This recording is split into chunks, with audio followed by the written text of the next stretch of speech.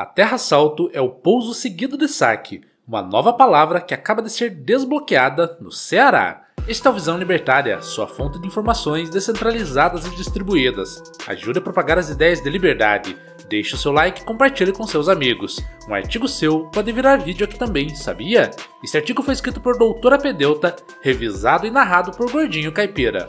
Os dicionários de língua portuguesa não estavam preparados para a situação surpreendente que alguns indivíduos protagonizaram no Ceará. Ao contrário do latrocínio, que é o roubo seguido de morte, o que algumas pessoas que estavam a bordo de um helicóptero no último dia 20 de novembro vivenciaram foi primeiro o risco de morte e depois o roubo. Um piloto e mais 3 passageiros de um helicóptero sobrevoavam um campo de futebol no distrito de Palmatória, em Itapiúna, no Ceará, cidade que fica a 110 km de Fortaleza. A aeronave fazia o trajeto que partiu de Fortaleza com destino a Iguatu, na região centro-sul do estado. A viagem, que ocorria numa quinta-feira, tinha tudo para ser tranquila e até mesmo divertida. Por que não? Afinal de contas, é um passeio de helicóptero. Infelizmente, as 4 pessoas passaram momentos de terror quando subitamente, por motivos técnicos ainda não revelados pelas autoridades competentes, o veículo passou a apresentar problemas e precisou de aterrissagem de emergência. Não é incomum que situações como essa resultem em tragédias fatais. Felizmente, o piloto conseguiu controlar a aeronave e pousar no meio do campo de futebol. A alegria, porém, durou pouco. Poucos momentos após a aterrissagem e estabilização no solo, e antes que todos pudessem processar completamente o que tinha acontecido com eles,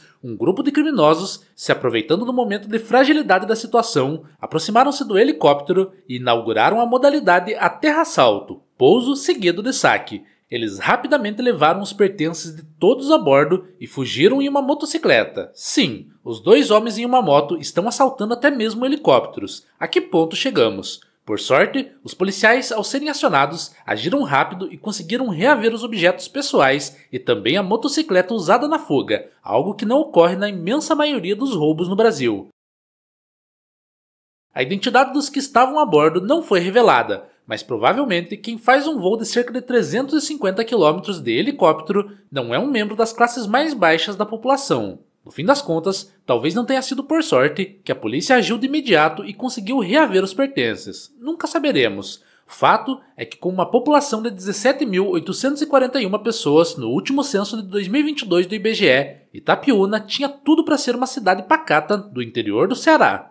A região Nordeste, da qual esse estado faz parte, é descrita no Atlas da Violência do IBGE como a mais violenta do Brasil. Nele, é revelado que, ao contrário do que costuma ocorrer em outras regiões, diversos estados ali apresentam altas taxas de homicídio justamente no interior, citando o Ceará e outros 4 em que isso foi observado. A situação é tão crítica que, mesmo com menos de 6 mil habitantes, a cidade de São João do Guaribe, por exemplo, registrou 14 homicídios em 2022, resultando em uma taxa de 239,1, índice mais que 6 vezes maior do que o do estado. Na região, apenas a Bahia supera o Ceará nesse tipo de crime violento. O problema por trás dessa tragédia é o mesmo em todo o Brasil: as facções criminosas. 4 delas atuam no estado, de acordo com o relatório. Além dos conhecidos Comando Vermelho e Primeiro Comando da Capital, há ainda os Guardiões do Estado e o Massa Carcerária, também conhecido como Tudo Neutro. O motivo que faz prosperar esses grupos terroristas tanto no Ceará, assim como outros grupos no Nordeste como um todo, não pode deixar de ser correlacionado com os sucessivos governos esquerdistas que comandam a região há várias décadas. É como se diz no meio administrativo: só há um motivo real para algo não ter sido feito, é que não houve vontade suficiente para se fazer. Se hoje a criminalidade impera até mesmo em cidades fora dos grandes centros urbanos, que deveriam ser refúgios desse tipo de problema, é porque houve leniência e, arrisca-se a dizer, conivência com essa prática.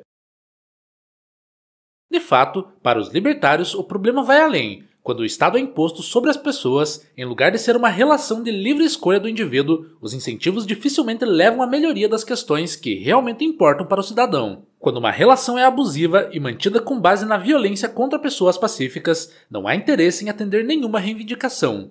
Faz-se à vontade apenas dos ricos e dos que já estão no poder, sempre com o objetivo de se obter mais dinheiro e mais poder. Se você observar com cautela, vai ver que esse modus operandi é muito similar às máfias e facções criminosas. Não à toa, diz-se no meio anarcocapitalista que essas organizações são proto-estados. Elas buscam controlar um território com base na violência, a fim de impor suas regras e cobrar recursos de diversas formas da população pacífica que ali mora e que passa a ser refém deles. O pagamento do que é cobrado é apenas para que você se proteja deles mesmos, ou seja, é como se diz no direito, um roubo mediante grave ameaça. Por isso se consagrou o lema imposto é roubo e o Estado é uma máfia, porque se você despir o Estado das fantasias de que ele é feito pelo povo e para o povo, se você enxergar para além da hipocrisia do chamado contrato social, se não ficar sendo ludibriado pelos símbolos, brasões, hinos e outras firulas criadas para dar uma falsa sensação de legitimidade, vai perceber que o que sobra não é muito diferente de uma máfia, de uma organização criminosa, com o único objetivo de parasitar pessoas pacíficas que estejam dentro de um território que estas dominam. É por isso que muitas vezes há leniência e conivência com as facções. Eles não são tão diferentes entre si, são no máximo concorrentes da facção maior estatal. Não à toa, para alguns governos, acaba valendo a pena fazer acordos com os comandos através de um diálogo cabuloso. Eles falam a mesma linguagem. O que é interessante perceber é que, em vista disso tudo, a solução dos libertários de governos privados não é algo de outro mundo. Toda a dinâmica de competição e acordos entre esses entes já é algo que acontece, com a diferença de que passaria a ser algo voluntário, uma relação pautada na ética e não na imposição.